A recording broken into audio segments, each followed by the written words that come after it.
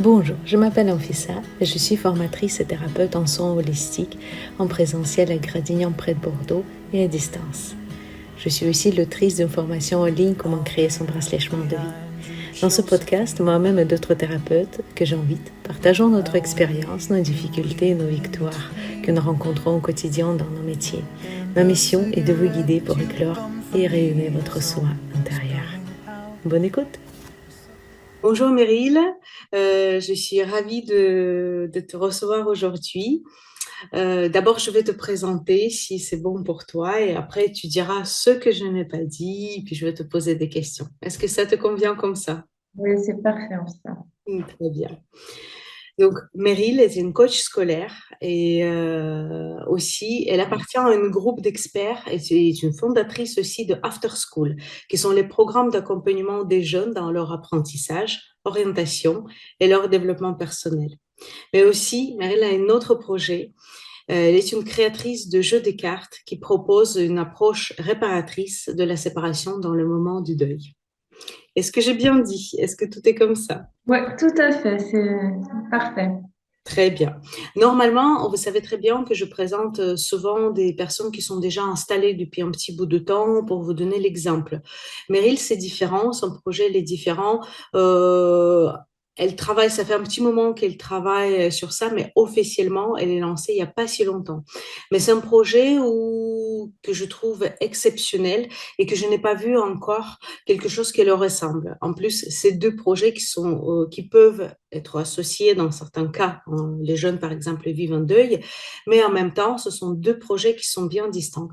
Et je trouve que ça pouvait vous intéresser, ça peut être intéressant pour vous aussi de voir comment on peut gérer deux projets et comment on peut faire en sorte de pont, parcelle entre les deux. Et puis, je trouve que c'est une personne qui me fascine beaucoup. Je vois son développement très rapide et j'ai trouvé ça intéressant de partager ça avec vous, tout simplement.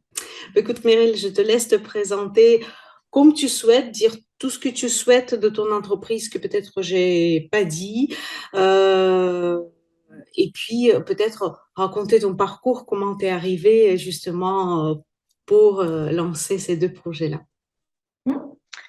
Alors, j'ai eu la chance d'exercer plusieurs métiers. Donc, j'ai travaillé dans l'aviation et après dans l'hôtellerie. Et ce qui m'a fait bifurquer, changer de voie, ça a toujours été la famille et ce besoin de mettre des priorités dans ma vie, en fait. Qu'est-ce qu'il y a de plus important à ce moment-là? J'ai adoré les métiers que j'ai exercés jusqu'au moment où j'ai vraiment senti qu'il était temps de rééquilibrer ma vie et de prendre une autre voie. Mhm. Alors, le coaching, ça m'est venu assez naturellement. C'est par là que j'ai commencé ma reconversion.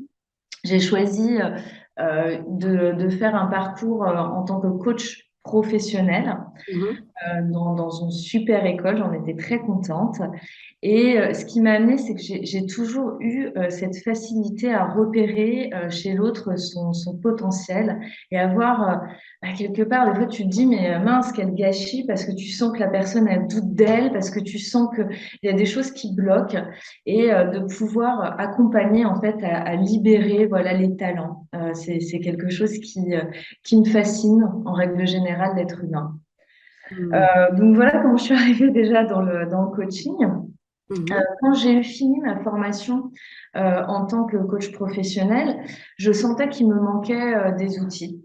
J'avais eu un module en PNL et ça m'avait vraiment fascinée et je sentais que c'était vraiment un outil qui pouvait beaucoup m'apporter dans mes accompagnements.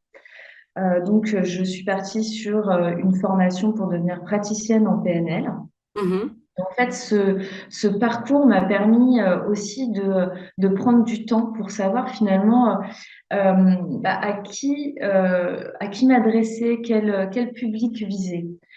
Parce que ça, c'était encore flou. Il y avait plein de domaines qui m'intéressaient. Et pareil, en fait, c'est venu petit à petit et en même temps, c'était une évidence. Donc, c'est assez étrange. C'est-à-dire que les enfants, les jeunes, je pense que c'est mon parcours déjà en tant qu'enfant dans la scolarité. et puis ceux de mes enfants, et de me dire, ben, c'est là que j'ai envie d'agir dès le départ, parce qu'on voit chez les jeunes, même dès la primaire, ce je suis nulle, j'y arriverai pas.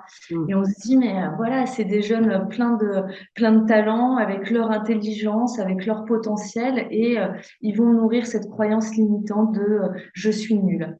Et, euh, et voilà, donc après avoir fait de la PNL, j'ai voulu me spécialiser. Mhm. J'ai fait une formation en coaching scolaire, puis une expertise. Et là, je me suis dit, OK, j'ai plein d'outils. Mais finalement, j'ai pas envie de recevoir le jeune et de lui dire, bah tiens, c'est comme ça qu'il faut faire. Moi, j'ai de la méthodologie. Moi, je sais comment on fait pour apprendre à apprendre et je vais t'aider. Parce que finalement, on parle de coaching, mais le coaching scolaire, c'est rarement le jeune qui vient de lui-même. Oui, c'est vrai. Voilà, c'est le parent qui pousse la porte et qui emmène le jeune. Tout à Et, fait. euh, et donc, à partir de là, c'est plus du tout le même accompagnement qu'avec un adulte. Mm. Et pour gagner la confiance d'un jeune qui est déjà un peu méfiant des adultes, et puis là, on lui dit, bah, attends, en dehors de l'école, tu vas encore devoir travailler. Voilà, donc j'avais vraiment envie de choisir une approche qui me correspondait. Donc je me suis rapprochée en fait d'un groupe d'experts en coaching scolaire, dont un monsieur qui a écrit un livre, Jean-François Michel, et il a créé en fait tout un tas de profils d'apprentissage. Mhm. Et donc en fait là, ce qui est passionnant dans cette approche, c'est de pouvoir en fait, avant de commencer le coaching, comprendre comment le jeune fonctionne dans ses apprentissages. Et là, c'est vrai que c'est bluffant parce qu'on a des jeunes qui, après avoir passé le test, après que je leur explique, du coup, bah, en fait, voilà, je suppose que tu fonctionnes comme ci, comme ça, etc. Bah, qui disent, bah merci, oui, oui, en fait, effectivement, j'ai des facilités dans cette matière-là, mais dans cette matière-là, bah, j'ai du mal. Et effectivement, c'est pour ces raisons-là que j'ai du mal. Et voilà, c'est pas parce que tu es bête, non, c'est parce que chacun a son mode de fonctionnement et que le professeur, lui aussi, il a son mode de fonctionnement et que du coup, ben, il va y avoir un biais parce qu'il va croire que les jeunes fonctionnent comme lui. Pas forcément. Voilà. Donc, ça permet aux jeunes de comprendre leurs forces, de comprendre aussi ben, les points qui peuvent être compliqués dans leurs apprentissages. Mm. Et après, bah, je leur propose en fait de découvrir leurs blocages et de les lever, mais sous forme d'un jeu de mémorisation. Et donc en fait, après derrière, en plus d'avoir levé tous les blocages, bah, les jeunes ils sont capables de mémoriser à peu près n'importe quoi. Voilà. Donc par un protocole qui est amusant, qui est ludique ça me permet à la fois moi de m'amuser avec le jeune et lui de pas se sentir encore dans des exercices qu'il a l'habitude de faire en classe. Parfait, très bien. C'est vrai que c'est ça qui m'a beaucoup passionnée dans ton projet, qu'il y a une approche très bienveillante, avec des connaissances en même temps. Il n'y a pas que juste la bienveillance, mais il y a aussi des connaissances et la compréhension comment fonctionne la personne. Et tu as très bien dit que le professeur, effectivement, encore un autre mode de fonctionnement, et ce qui peut rentrer en conflit parce que si le professeur n'était pas justement n'a jamais appris ces techniques, n'a jamais appris ces différences, ça peut être compliqué effectivement. Donc c'est très bien qu'il existe, tu vois, c'est, comme ton école par exemple, des mouvements parallèles qui aident justement parce que les professeurs, souvent, ils ont 30 gamins, ils n'ont pas de temps, ils peuvent pas, ils ne sont pas forcément formés à ces techniques-là. Et ce mouvement parallèle peut effectivement aider et un enfant et en éducation nationale aussi. Tout à fait. Et il y a des écoles qui jouent le jeu aussi. Mm. Des collèges.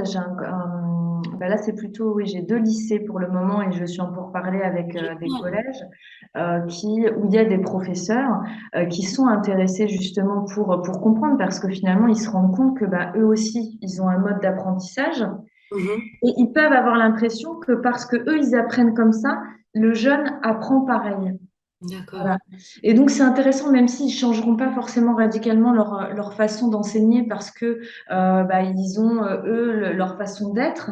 Mhm. En fait, ça permet déjà de se comprendre les uns les autres. Donc, ce qui est important. Et puis après, c'est aussi quand même d'amener le jeune à l'autonomie. C'est-à-dire de dire, bon, on n'est pas là non plus pour le victimiser, c'est-à-dire de dire, bah oui, bon, voilà, c'est parce que tu fonctionnes comme ça. Donc, oui, tu fonctionnes comme ça. Et en même temps, ben, tu vas être autonome dans tes apprentissages maintenant que tu sais ça. C'est-à-dire, je vais donner un exemple pour que les gens comprennent bien. Il y a plusieurs la façon de comprendre l'information. Là, on va pas parler de mémorisation, mais de comment je comprends l'information. Mhm. Eh bien, il y a des élèves qui vont avoir besoin de démonstration, qu'on leur montre comment ça se passe pour pouvoir arriver à comprendre. Alors, si tombe sur un professeur qui, lui, en fait, comprend l'information juste en entendant l'information, ben, ça va faire des professeurs qui vont beaucoup parler parce que pour eux, en fait, ben, c'est important que les jeunes aient le maximum d'informations à l'oral pour comprendre. Parce que Mhm. le professeur fonctionne comme ça. Et donc, on se retrouve avec des jeunes quand on leur dit, bon, bah, il me dit, bah oui, j'ai du mal avec, par exemple, l'histoire-géographie. Et je lui dis, ah bon, mais qu'est-ce qui fait que, bah, je lui dis, c'est parce que ton professeur parle beaucoup. Oui, le professeur, il n'arrête pas de parler. Et cette personne-là, bah, elle comprend pas l'information par ce canal-là. Voilà. Mhm. Tout à Eh fait. ben, ok, on va mettre en place. Bah, ce que je te conseille de faire, c'est d'aller regarder des vidéos où on va vraiment t'expliquer le comment ça s'est passé, etc. Et là, le jeune il se dit, bah ouais, ok, tout n'est pas perdu. En fait, voilà, le but c'est qu'il soit autonome, c'est de se dire, bah probablement que ton professeur lui fonctionne comme ça. C'est pour ça qu'il explique comme ça et qu'il enseigne comme ça. Et toi, bah, si tu as envie de pouvoir ne pas te priver de cet enseignement-là, Mhm. bah, tu as des solutions adaptées. Voilà. Non, Donc ça, c'est vrai que c'est super hein, de voir le jeune qui se dit ouais bah waouh enfin c'est possible et où on lui donne une autre approche plutôt bah écoute il faut que tu continues de répéter tes leçons. Bah non t'es pas toi dans ce mode de fonctionnement là donc au bout de 10 minutes ben, voilà ça va te faire un bourrage de crâne et tu vas lâcher. Donc mais t'as d'autres biais et tu peux y arriver. Voilà. Donc oui très euh, encourageant. ouais, c'est génial. Et puis après, ben, je pense que beaucoup de choses aussi dans les apprentissages passent par la mémorisation. Mhm. Et donc, sans leur donner une technique, en fait, hein, je leur fais expérimenter la mémorisation. Voilà D'accord. par le biais d'un jeu et voilà c'est un programme le programme pour lever tous les blocages et être capable de mémoriser à peu près n'importe quoi enfin même voilà qui est transposable à tous les apprentissages c'est un programme de 2 mois voilà. D'accord. Donc, c'est dur de moi, effectivement. Mais comme le coaching pour les adultes, de toute façon, pour voir des changements, il faut quand même un peu de temps pour que notre cerveau il apprenne que se reprogramme en quelque sorte, ou au contraire qu'on trouve les moyens, les outils, et en même temps, plutôt qu'au contraire, on trouve les moyens, les outils pour y accéder et pour travailler. Oui, c'est tout à fait. C'est une sorte de reprogrammation, voilà, de passer de je suis nul à waouh, en fait, je suis capable. Tout à fait. Ah, tu vois, tu me parles, c'est quelque chose qui me parle. J'ai un enfant de 12 ans et je vois que quand elle revient, il a encore des facilités, en tout cas, j'espère que ça va durer, d'apprentissage, mais je vois que parfois, elle me partage ce que tu me partages. Elle apprend les choses, mais après, elle dit, maman, mais c'est, tu vois, c'est vraiment ça, c'est nul, ça, c'est. Et quand j'entends, on s'est connus avec Meryl justement lors de formation de PNL, donc je comprends très bien qu'il y a différents canaux de réception, ainsi de suite, et qu'ils ne sont pas du tout privilégiés.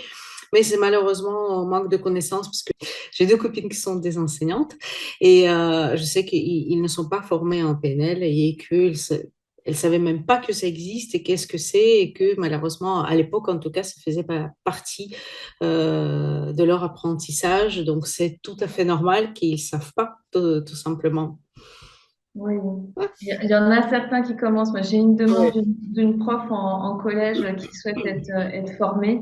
Mhm. Et c'est enfin vraiment là, je suis honorée et en même temps ravie parce que je me dis, ben, on entend souvent que bon, les professeurs, en fait, en dehors de ce qu'on peut leur proposer par le biais de l'éducation nationale, et en fait, non, j'en rencontre quand même pas mal qui sont ouverts et qui ont envie de faire bouger les choses. Donc c'est voilà, ça fait plaisir. Après, à mettre en place, hein, c'est pas toujours évident parce ils sont pas tout seuls, hein, aussi dans les écoles, mais déjà ces Ok, belles petites initiatives, c'est, euh, ça fait plaisir. tout à fait. Très bien, parfait. Impeccable. Euh, Meryl, on va parler aussi de ton autre projet. J'ai séparé volontairement parce qu'on a discuté avant. Là, c'est surtout, je l'ai invité dans un centre Quintessence où je travaille à Gradignan le 28 octobre. Faire un atelier, comme normalement le 2 novembre, c'est la fête des morts. Et justement, j'étais contactée par plusieurs personnes qui vivent le deuil. Donc, je proposais à Meryl le 28 octobre 2022 de faire un atelier. Et lors de cet atelier, euh, elle va déjà proposer quelque chose. Je te laisserai bien sûr de parler, parce que Meryl est une créatrice aussi des cartes qui travaille sur le deuil. Donc, je voudrais bien aborder avec toi ce sujet. C'est ton deuxième projet qui, bien entendu, dans certains cas, quand le jeune elle, vit tout simplement en deuil, qui peuvent s'adapter justement, qui peuvent être associés à cet after school. Et en même temps, ça peut, tu touches aussi plus large public que juste les adolescents, les petits, tout simplement. Donc, je te laisse présenter ton deuxième projet aussi. Merci, Anfissa. Oui, c'est un projet voilà, ça fait très longtemps, ça fait de nombreuses années que j'ai envie de travailler, de proposer une approche différente du deuil. Mhm. Euh, c'est encore mes enfants qui m'ont emmené à m'interroger sur cette question, puisqu'on a traversé plusieurs deuils de manière très rapprochée. Et j'ai trouvé ça très difficile au départ, de trouver les mots. Parfois, on dit des choses, mais les enfants les interprètent finalement différemment. Et vraiment, j'ai eu une grande interrogation, que ce soit auprès de mes enfants et même de voir comment les adultes de mon entourage pouvaient réagir face à la mort. Voilà. Et donc, j'ai commencé à écrire d'abord sur le sujet énormément, sur comment j'avais envie de vivre déjà personnellement le deuil. Euh, et, euh, et finalement, je me suis dit, c'est très difficile pendant le moment, le décès d'une personne, d'aborder ces sujets-là avec ses proches, parce que bah, voilà, il y a tellement d'émotions que finalement, on a du mal à aborder voilà, cette thématique-là avec du recul. Donc, je me suis dit, ben, finalement, en décontextualisant, c'est-à-dire en trouvant une date, à la fête des morts, hein, voilà, euh, pour prendre un temps, pour quelque part, honorer le cycle de la vie, puisque Mhm. parler de la mort, bah, c'est aussi parler de la vie, finalement, ça en fait partie, d'honorer finalement les gens qui sont morts et de prendre un temps pour remettre ce sujet-là voilà, au cœur de nos vies. Donc déjà, ça a commencé comme ça, en préparant une petite cérémonie avec un buffet, avec les musiques préférées de nos défunts, enfin voilà, avec leurs objets. J'avais voilà, je sais, voilà, j'avais mon beau-père, il adorait les oiseaux. On avait mis un petit oiseau en peluche avec voilà, les cartes de mon grand-père, avec voilà, tout un tas d'objets qui représentaient en fait chaque personne qui était décédée. Et on a passé déjà un moment magique. Et ça m'a un peu, cette magie m'a un peu dépassée, quoi. Je me dis, je m'attendais pas à vivre un tel moment avec mes enfants. Et à la fin, leur phrase simple de me dire, Maman, c'était mieux que Noël. Quand Mhm. est-ce qu'on recommence? C'est génial. Je me suis dit, bah, finalement, j'aimerais bien. Et voilà, ça m'a donné envie de partager ça, en fait, et déjà de continuer. Déjà, avant même de le partager, de me dire, oui, effectivement, ça a du sens, on va le refaire. Et ça a permis avec nos enfants aussi bah, de reparler de la mort, voilà, et de manière beaucoup plus détendue.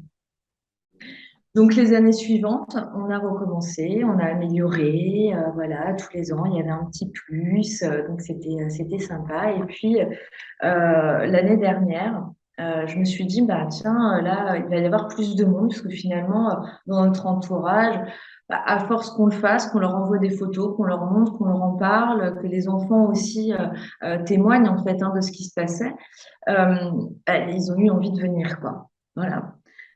Et pourtant, pour certaines personnes de la famille, c'était compliqué de parler de personnes qui ont aimé, qui sont mortes, c'était compliqué. Et là, j'ai créé un jeu, alors là, de manière totalement artisanale, hein, l'année dernière. Et alors là, bah oui, la magie était encore à un niveau supérieur.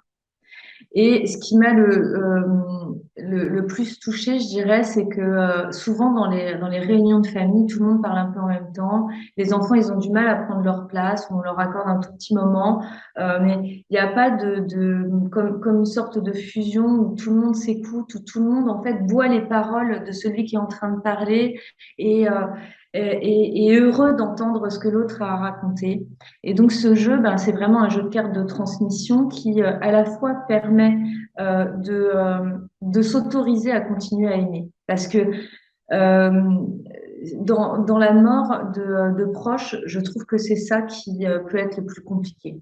C'est de se dire, il y a déjà une séparation physique qui est douloureuse physiquement. Vraiment, on souffre dans notre corps. On n'imagine pas avant l'avoir vécu à quel point on peut souffrir. Et en même temps, ce truc de dire, bah maintenant, qu'est-ce que je fais de tout cet amour, quoi.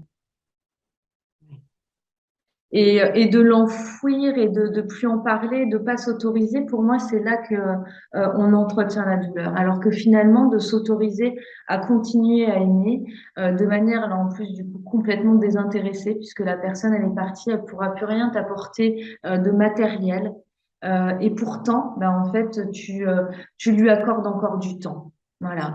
Et ce temps, ben, en famille, eh bien, je trouve que c'est un geste qui est pur, voilà, qui est d'une grande pureté. Très bien. Parfait, c'est vraiment très très joli, très très bien dit. Et d'ailleurs, comment tu vas les commercialiser? Alors, ben, je vais les mettre sur Etsy D'accord. Mhm. et j'ai trouvé une boutique donc à Périgueux qui ben, me propose également de faire un atelier. Parce que en fait c'est une boutique bah, pour le coup ésotérique Mhm. et où elle reçoit pas mal de personnes qui ben, ont eu des décès et qui ont un besoin alors elle c'est plus du côté médiumnité voilà. D'accord. Moi, c'est vraiment une autre approche où chacun y met quelque part ce qu'il veut hein, de la spiritualité ou pas. Moi, c'est quelque part, en fait, en même temps, c'est très terre à terre, hein, c'est-à-dire que j'ai de l'amour pour quelqu'un et je continue d'aimer, peu importe où la personne elle est, finalement. Mhm. Et d'autre part, je transmets aussi ben, des mémoires familiales. Et je trouve que dans notre époque où on a tendance à être un peu perdu, notamment sur les valeurs, sur la famille, sur tout ça, ben, de pouvoir savoir maintenir ce que faisait l'arrière-grand-père, ce que faisait l'oncle ou la tante. Ça permet aussi aux jeunes de savoir d'où ils viennent. Et voilà, je trouve aussi il y a plusieurs aspects. Voilà. Tout à fait. Et c'est un travail en quelque sorte transgénérationnel aussi, parce qu'on apprenne à connaître nos ancêtres, de savoir certaines choses, oui, de faire le deuil, mais aussi peut-être en parlant, en discutant, quand vous faites cette soirée, on va dire, avec les cartes, de peut-être reconnaître certaines choses qui on ne connaît pas forcément, que n'a pas pensé à demander ou raconter à nos enfants.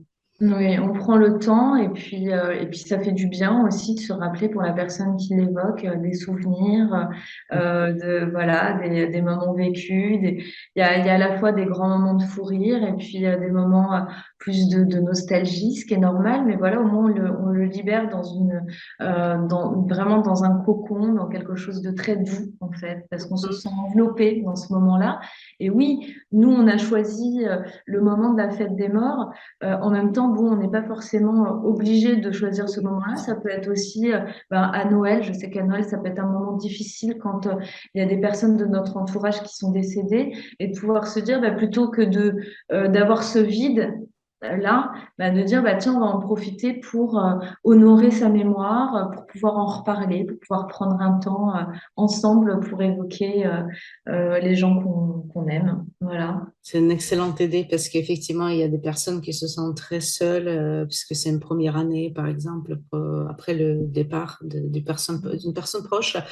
C'est génial, vraiment une excellente idée. Et effectivement, on n'a pas forcément besoin de Halloween ou de fête des morts de notre moment.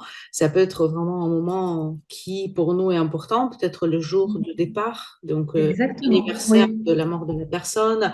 Je partage un peu mon avis personnel. Par exemple, j'ai une amie qui est partie et c'est ce jour-là, c'est un été, que même la semaine, je ne suis pas bien. J'y pense quelque part, même si des années qui sont passées, il y a toujours quelque chose. Vraiment, ce jour-là, je ne suis pas bien. Effectivement, je trouvais ça excellent de pouvoir préparer et de travailler justement honorer ce jour-là parce qu'effectivement on pense peut-être aller à la cimetière, on pense peut-être faire autre chose, mais ça peut être différemment aussi ou en complément de nos habitudes ce jour-là. Mais tu vois, cette année, ça dépasse ton cadre personnel. Tu as des ateliers, effectivement, qui tu vas proposer, notamment le nôtre, il aura lieu le 28 octobre 2022. Et j'ai vu aussi sur la publicité, tu fais une autre, c'est celui-ci de laquelle tu as parlé à Périgord, c'est bien ça? Alors non, l'autre, il n'est pas encore daté. Je vais la rencontrer cette semaine puisque ça s'est fait parce qu'elle souhaite prendre mes cartes dans sa boutique. Et là, non, c'est à l'institut où je travaille et où je reçois les jeunes. D'accord. Voilà, où on fait effectivement aussi un cercle de parole le 20 octobre. Donc à Champs-Vinel, à côté de Périgueux, à l'Institut King Julian. D'accord, donc c'est très bien parce qu'effectivement, je vais mettre sur certaines plateformes, je mets les coordonnées en bas et sur d'autres, je ne peux pas le faire. Donc c'est très bien que tu l'as dit qu'on peut trouver. Très bien. Donc, comme j'ai dit déjà, parce que mes questions, elles sont toujours les mêmes d'une podcast à l'autre, tu présentes ton projet, il y a aussi l'aspect comment tu es arrivée et à quel moment tu es sentie prête et que tu penses que tu te sens légitime, que tu sens aussi bien, que tu dis que je peux vivre de mon activité aussi. Je sais que par l'instant, tu as besoin de recul par rapport au côté financier, on en discutait là-dessus. Et en même temps, j'ai vu comment ça a pris une ampleur. Donc, et tu m'as dit oui, effectivement, je pense, je vais faire un bilan à la fin d'année, mais je peux vivre déjà de mon activité. Donc, dis-moi un tout petit peu combien de temps il te fallait entre l'idée, premier projet, deuxième projet, et vraiment le moment, ça y est, tu as accouché de ce bébé, ça est devenu officiel.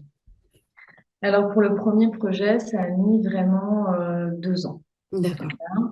2 ans de reconversion, de formation et avant de me sentir vraiment alignée. Voilà, de me dire là, c'est bon, je peux y aller, je peux les recevoir, je sais que je suis compétente et que je suis à ma juste place avec le bon protocole. D'accord. Donc voilà. Après, pour l'autre projet, entre l'idée de le partager, je dirais que ça a été janvier de cette année. Mhm.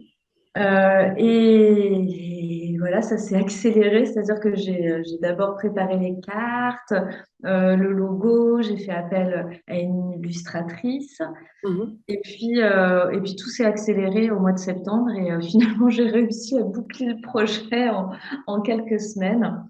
Euh, voilà, donc après, je veux pas forcément, il n'y a pas d'objectif je veux rentrer dans mes frais sur ce projet-là. Après, je veux surtout le diffuser pour que euh, voilà, un maximum de personnes puissent arriver à dépasser quelque part euh, ce tabou, ce blocage qu'il peut y avoir autour de ce sujet qu'est la mort. Voilà. Donc, j'ai pas fait de plan financier, j'ai pas, voilà, j'ai mon activité avec mes programmes after school et j'ai ce projet-là qui me tenait vraiment à cœur et qui est plus sentimental totalement que de vivre de cette activité-là. Voilà. D'accord, très bien, parfait, impeccable. Euh, Écoute, j'ai une autre question que je pose toujours parce que mon podcast, il s'appelle Thérapeute inspiré et on inspire d'autres personnes de créer les activités ou peut-être s'inspirer d'une partie, avoir d'autres idées personnalisées, bien sûr. Euh, Si une personne veut, par exemple, ouvrir After School ou créer ses cartes, peu importe du sujet des cartes, euh, pour toi, de quoi elle a besoin? Pourquoi tu conseilles de commencer? Euh, Bah, moi, ce que je dirais, c'est de la patience et de la confiance. C'est de se dire que quand on souhaite accompagner, ben, il y a des moments où on est sûr, on est là, ok, c'est ça. Et puis il y a d'autres moments où on va être face à nous-mêmes et on va se dire, attends, là, il me manque certaines choses et donc on va douter et c'est important de persévérer.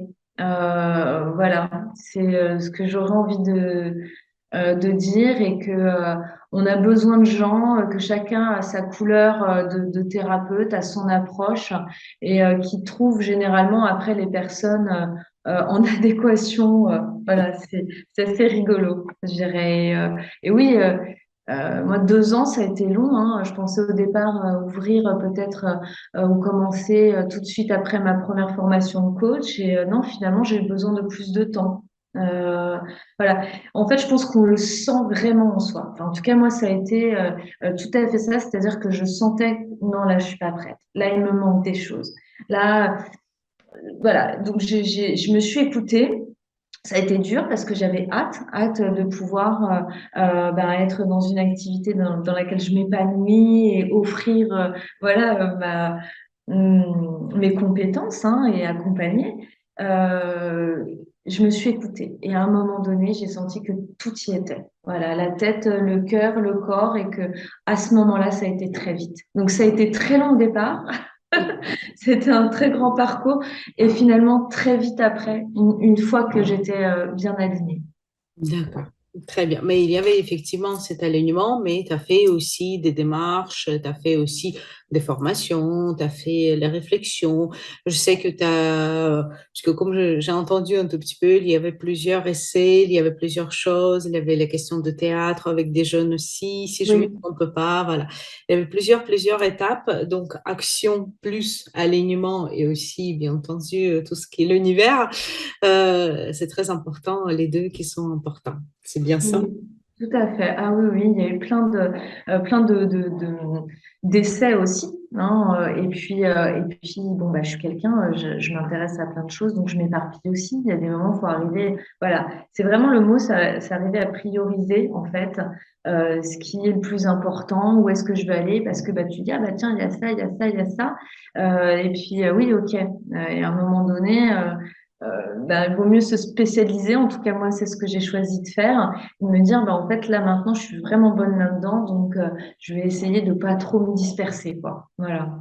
Très bien, oui, ça c'est important parce que je sais que les personnes créatives ont 1000 projets à la seconde et après, il faut mettre tout en place, il faut prioriser des choses. Donc, c'est très important Mm. de dire ça.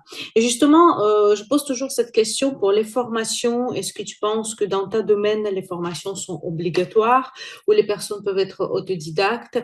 Euh, Comment choisir les formations? Je voulais dire pas les noms des écoles, mais quels critères pour toi c'était? Si c'est le cas, comment choisir sa formation de coaching ou d'autres?